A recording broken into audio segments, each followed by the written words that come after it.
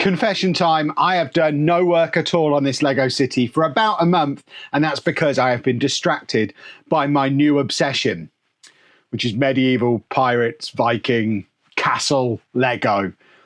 It's all I want to play with, it's all I want to build. Let me show you what I've done so far. We'll talk through what my plans are, and then eventually we'll get back round to this. But I need to finish this project first. My brain won't allow me to do something when there's something else I want to do more. It's a blessing and a curse. Let's have a look at the medieval castle Viking pirate stuff. Is there an overarching name for that? Old? It's not old Lego. It's new Lego. Medieval? Does that catch all? Does that cover pirates and medieval? Historical Lego. Let's make it sound intellectual and have a look to see what we've done. Welcome to the top floor of the Lego City shelves. I need better lighting up here. I can already see I need better lighting up here. So I am stood up on a step ladder so I can pan around nicely. But as you can see, I have been pretty busy. It's not all been done recently, but it's been building in recent months. So this was our starting point. Last year, we made this when we were still back in the old Lego room at the old house, the Dungeons and Dragons, whatever this set was called, just the Dungeons and Dragons set, I guess. And this was the first Lego castle that I had built since I was a kid. I had a Lego castle as a kid. I don't think it was the Lego castle, but my memory on stuff from my childhood is hazy at best. I'm very, very old and there's no photographic evidence of it, but I definitely remember building a castle. It had a drawbridge. I really hope it wasn't the one that's now worth £1 gazillion and is just in pieces in my dad's attic. But I really, really enjoyed making that one, apart from the dragon, which I still maintain is impossible to balance on the spot where it's supposed to balance around about here. But the actual castle part of it, really, really awesome. It looks very, very cool. I really like it. Off the back of that, I then started ordering stuff. So I ordered the Eldorado castle. I think this was on offer at Very about halfway through last year. I remember getting it on a stupidly good deal, even though I wasn't that interested in getting it at the time. Let's move the dragon out of the way. But I got it, and then it just kind of sat in the Lego room for a little while, and I didn't build it until we moved into this house. Around about the same time, I ordered the Viking village, which again just kind of sat around for a while. I got it on a good deal. I think that might have been the last set I built in the old house, so it got a little bit battered when we moved because it had just been built, and I've kind of pieced it back together as best I can, but there's probably a few bits missing on it.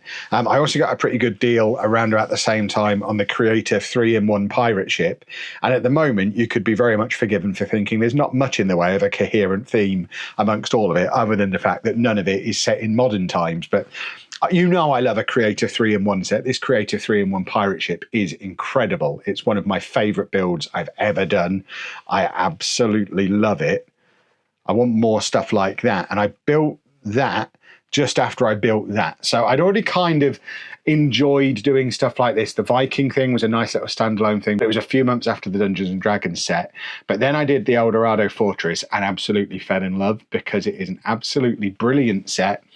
Anything with a crane on appeals to me, but it also fully opens up and can be set up in all sorts of different shapes and sizes. Came with another little boat, which is why I then built this boat, because I like the boats. Boats are cool. I'm still not going to buy that massive boat that came out at the end of last year, the Endurance, but these boats are cool. And I think it probably was the Eldorado Fortress that kind of sparked what happened next, because then towards the end of last year, on one of the double points days, I ordered the medieval town square, which I've managed to resist building until very, very recently. This is the most recent set I've built that's in this Lego room. I built it within the last couple of weeks. It took me about a week and a half to build either side of our cruise.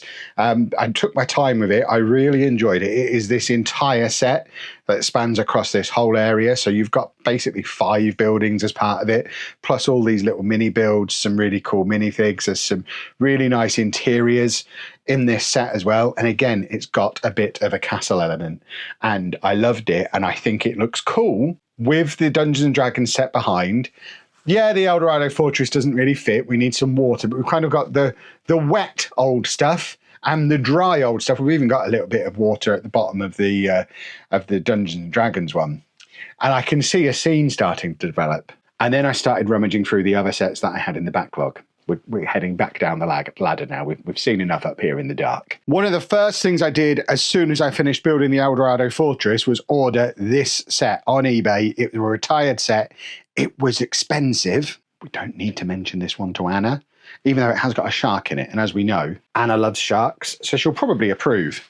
But we ordered this off of eBay. It was pretty expensive, but the reason I ordered this is because in the instruction booklet for the Eldorado Fortress, it mentioned that there is a way to integrate this with the Eldorado Fortress and basically join them together into a mega set.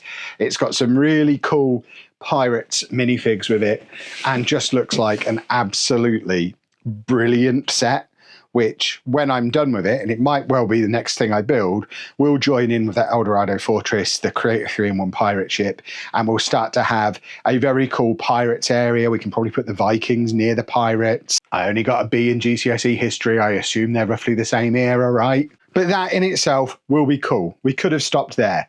We didn't stop there, because this set retired at the end of last year and was massively discounted on the Lego website, and I'm gutted that I only got one. I think it was like £60 when it was discounted on the Lego website, and because I love Creator 3-in-1 and because I'd enjoyed building some castles, I got one. I should have got loads, because I've since seen there are so many rebrickables of this set that include like 3, 4, 5 versions of it to make mega uber castles. But even just the builds that are in this set, I'm going to have a lot of fun just with this as a Creator 3-in-1. We've got a windmill. I love a windmill. We've got a dragon. We've got a very cool castle as the main build, a kind of village area as one of the other builds, a tower as one of the other builds. It's great. And I am going to be keeping an eye out for more of these at LEGO conventions. I'm at Bricktastic this weekend. If I can find one of these for less than £100, it's coming home with me. And if I can find multiple of them, I need to make room in the back of the car for multiple of them. I want lots of these.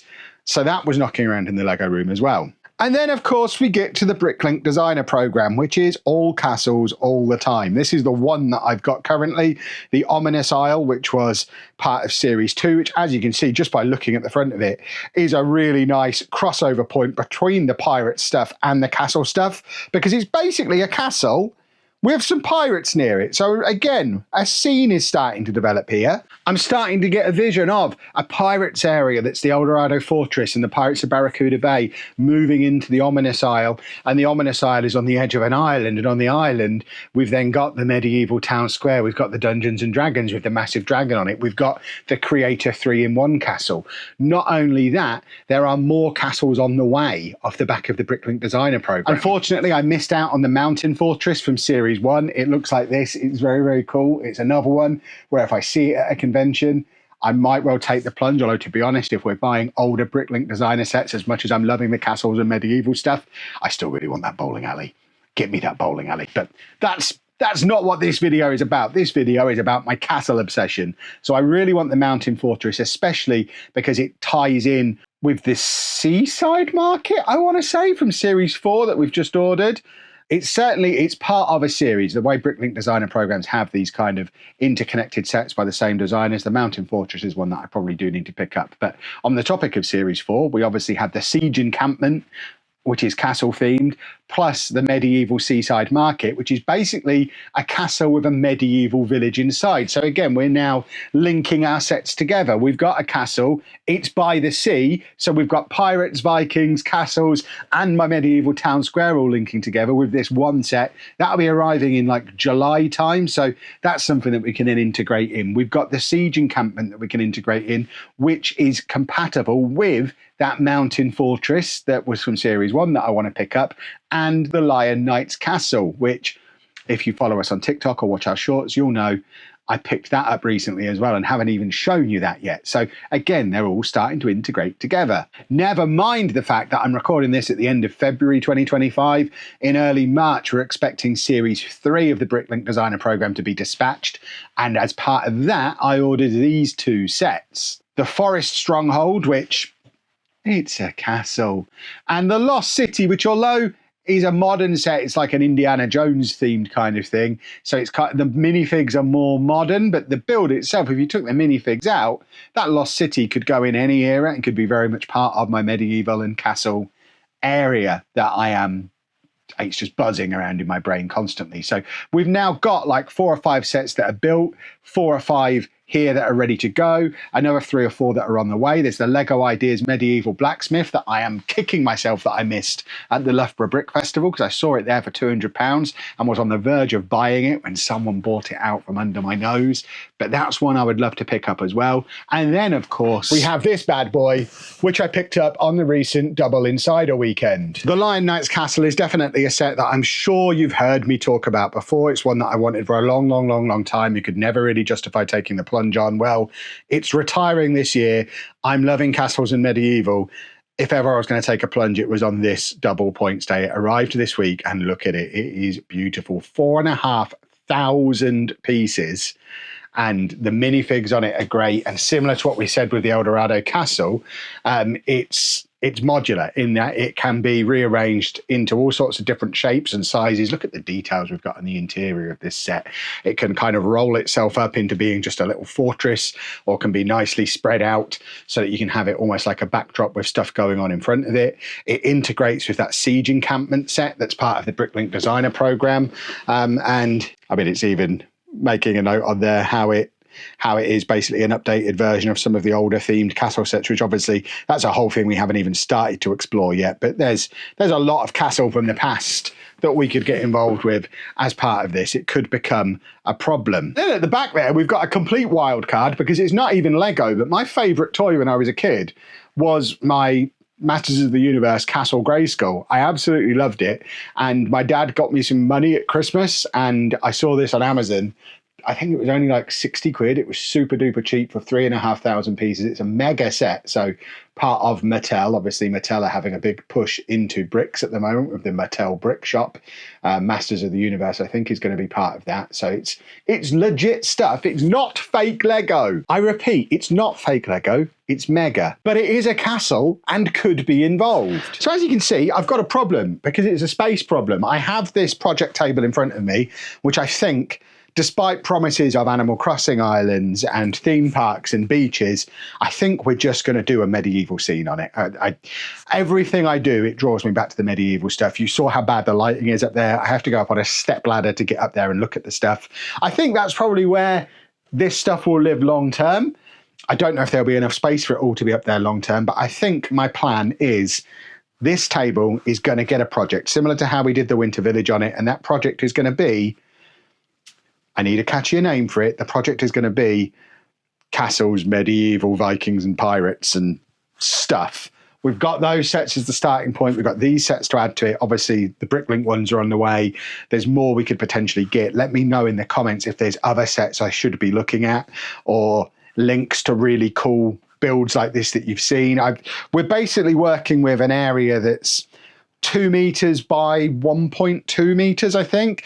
We can fit about, I think 8 base plates by 6 is what we had there for the Winter Village. Obviously, with it being the medieval, we don't need to have all that space taken up by train track. So we can actually fit a chunk of base plates on. Obviously, none of this is on base plates at the moment, but I think I probably need to start mills plating bits up, because if I do a massive medieval scene, it might be the thing that I finally start taking to conventions and showing when it's done, because I think that would be cool. I've looked at some Rebrickables of combining some of these sets together, and I've got some of my own ideas for things that we could do, and my brain is buzzing, similar to how it was buzzing when I first started building the Lego City, when I first started building the old Lego City. It's buzzing around medieval stuff. So the way my brain is, I just have to follow my brain. So we're going to be doing medieval for a while. That doesn't mean I'm abandoning the Lego City.